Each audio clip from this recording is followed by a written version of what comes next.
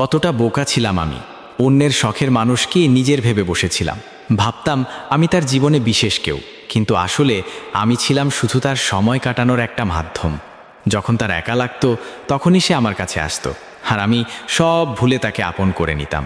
তার দেরিতে রিপ্লাই দেওয়া, হঠাৎ করে হারিয়ে যাওয়া, মিথ্যে অজুহাত সবই দেখেছি, সবই বুঝেছি। তবুও নিজেকে বুঝাইতাম না সে আমাকে ভালোবাসে। আসলে ভালোবাসা না, আমি শুধু অভ্যাস হয়ে গিয়েছিলাম তার। আমি তাকে সত্যি করে ভালোবেসেছিলাম, আর সে আমাকে ব্যবহার করেছিল। আমি তাকে গুরুত্ব দিয়েছিলাম, আর সে আমাকে অপশান বানিয়ে রেখেছিল। সবচেয়ে কষ্টের ব্যাপার কি জানো?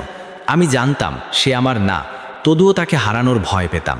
কতটা বোকা হলে এমন করা যায়। এখন বুঝি ভালোবাসা ভুল না, ভুল মানুষকে ভালোবাসাটাই ভুল। সবাই তোমার অনুভূতির মূল্য বুঝবে না। কেউ কেউ শুধু নিজের সময় কাটানোর জন্যই আসে।